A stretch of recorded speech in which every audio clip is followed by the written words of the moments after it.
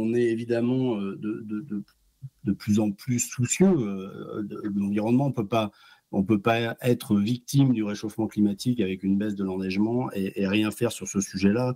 Donc c'est à la fois des économies d'énergie, c'est à la fois par exemple un appareil qui est moins consommateur en énergie, très clairement, mais c'est aussi dans notre fonctionnement où on fait beaucoup plus attention, notamment au damage, qui est un poste important, puisque aujourd'hui, ce sont encore des moteurs thermiques qui font tourner les dameuses. Vous le savez, durant tout l'hiver sur Radio Mont-Blanc et jusqu'à la fin du mois de mars, il y a l'opération Ski Code. Vous gagnez vos forfaits de ski dans les différentes stations et les domaines skiables, notamment des Pays de Savoie.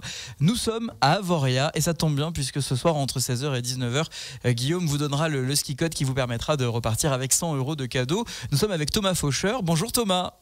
Bonjour Lucas. Merci d'avoir accepté l'invitation de Radio Mont-Blanc ce matin. On va parler d'Avoria. Avoria où il fait bon vivre avec l'inauguration d'un nouveau télésiège, le très tant attendu télésiège d'Avoria. Vous pouvez nous en dire un peu plus sur ces gros travaux ?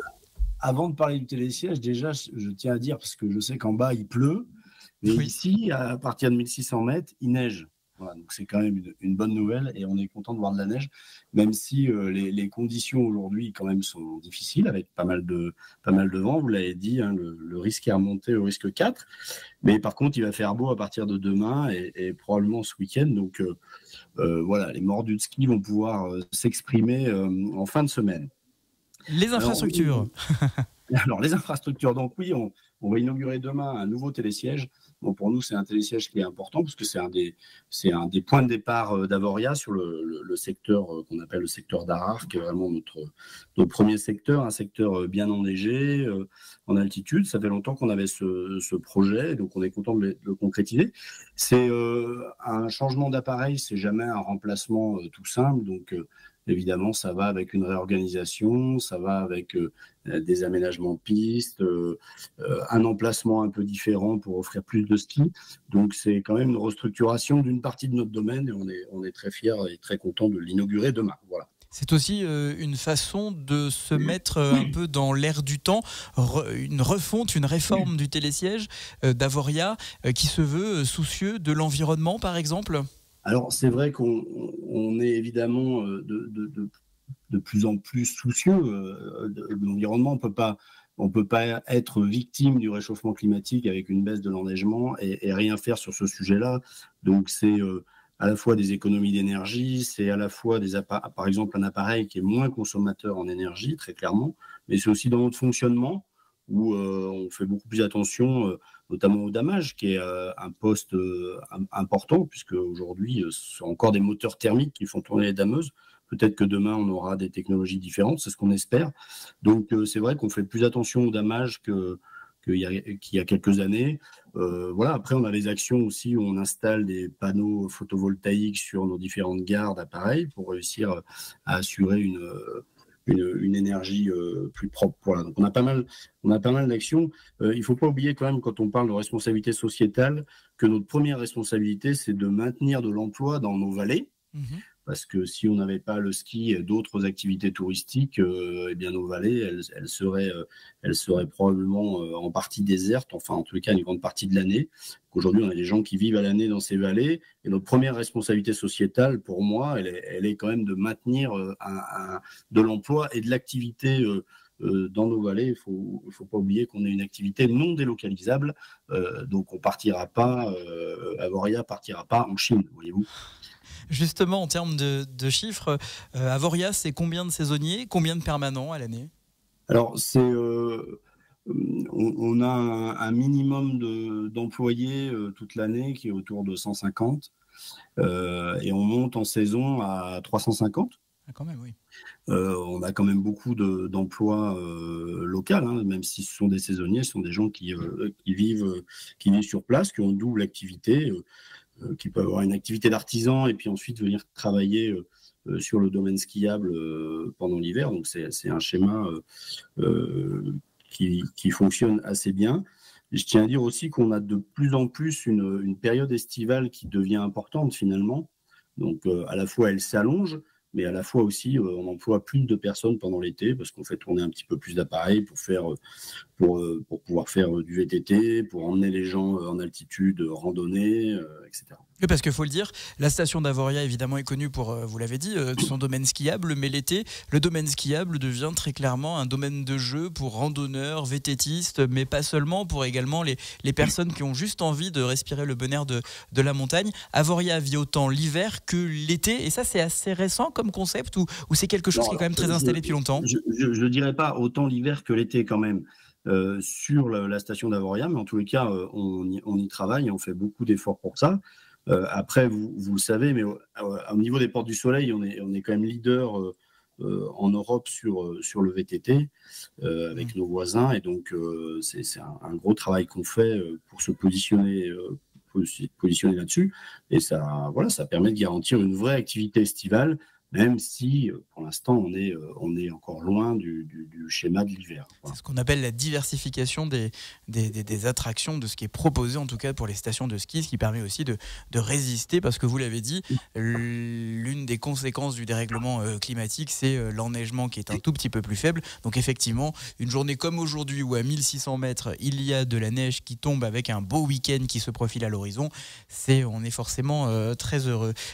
Thomas Faucheur, vous allez rester bien avec nous. Dans la suite, évidemment, on va continuer de parler de la station d'Avoria et de ses événements, parce que la station de ski renferme tout plein d'événements tout au long de l'année, et durant tout l'hiver, on va vous donner évidemment les détails dans la suite de la matinale des Super Leftos. À tout de suite. Thomas Faucheur de la station de ski d'Avoria, qui est notre invité jusqu'à 9h30 sur Radio Mont-Blanc. La station de ski d'Avoria qui est à l'honneur aujourd'hui sur Radio Mont-Blanc, notamment ce soir entre 16h et 19h avec Guillaume dans la famille. Il va vous donner le fameux ski code qui vous permettra de gagner vos 2 forfaits d'une valeur de 100 €. Rendez-vous donc entre 16h et 19h dans la famille Radio Mont-Blanc. Thomas Faucheur de la station de ski d'Avoria. Avoria, c'est aussi tout plein d'événements, et notamment le championnat du monde jeune de ski alpin. Vous pouvez nous en dire un peu plus ? Oui, alors, c'est pas qu'Avoria, hein, c'est l'ensemble des stations des Portes du Soleil. On va avoir le championnat du monde junior de ski alpin du 29 au 3 février, donc dans une petite semaine. À peu près 400-500 athlètes. Les futurs champions de demain que vous verrez à la télé, ils seront là. Il y a combien de nations ? 58 nations. Donc voilà, les jeunes pousses de demain seront là. Donc je vous invite à venir sur les stations des Portes du Soleil. C'est aussi l'occasion de découvrir un événement sportif autour du ski alpin. Il y a également des rendez-vous pour les fans de snow.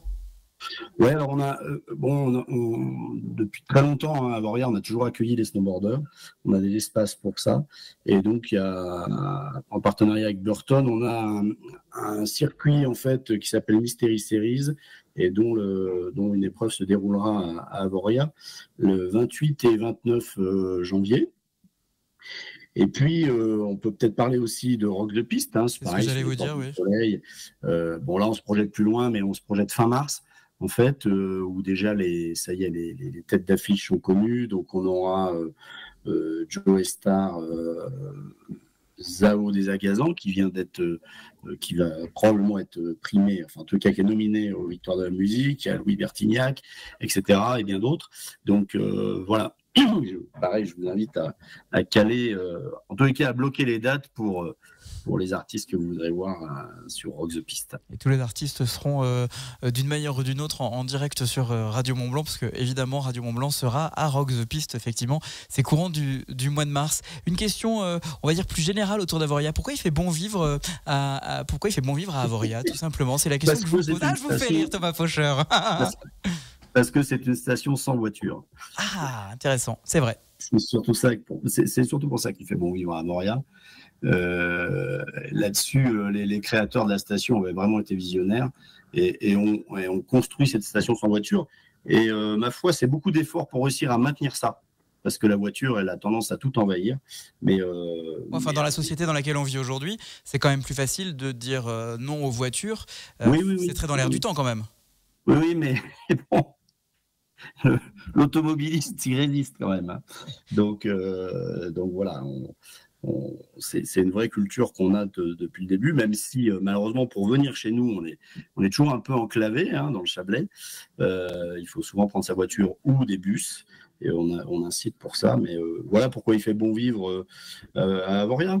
Est-ce qu'on peut dire aussi qu'Avoria, il fait bon vivre et il fait bon y passer des vacances parce qu'on est dans une vraie station de ski familiale où tout le monde y trouve son compte, que ce soit les débutants en ski, les enfants, les parents un peu plus experts. On peut vraiment globaliser Avoria de cette manière-là. On peut résumer Avoria de cette manière-là. Alors, oui, toutes les stations disent qu'elles ont tout type de clientèle. Oui, mais alors, plus Avoria. Vous allez m'accuser de... non, mais en tous les cas, effectivement, on accueille tout type de public et on a en fait des espaces du domaine qui, effectivement, sont réservés à un public plus expert et on a des parties relativement rondes qui permettent d'accueillir les familles. En tout cas, ce qu'on aime bien, ce sont nos espaces ludiques et nos espaces ludiques avec notamment le Stache, qui est notre snowpark construit en bois et qui, depuis déjà quelques années, a fait un petit qui est le Little Stache en version familiale avec des cabanes, pareil, des jeux en bois pour les enfants et les familles, une zone de barbecue, etc. Donc, effectivement, on essaye de faire attention au renouvellement des générations sur le ski et le snowboard. Vous me l'avez bien vendu, je vais donc aller voir la direction de Radio Mont-Blanc et on va délocaliser. Oui, Lucas, je vous attends. Non mais je vais délocaliser Radio Mont-Blanc là-bas. Écoutez, c'est mon engagement. Je vais me présenter dans le DAP politique et je vais dire Radio Mont-Blanc, ce sera Avoria parce qu'il fait bon vivre à Avoria. Merci beaucoup Thomas Fauchard d'avoir accepté l'invitation Bonne journée. De Radio Mont-Blanc. Je rappelle évidemment cette grosse info. La grosse info, c'est quoi? C'est le ski code. Tous les jours, vous avez la possibilité dans la famille Radio Mont-Blanc avec Guillaume de remporter vos 2 forfaits de ski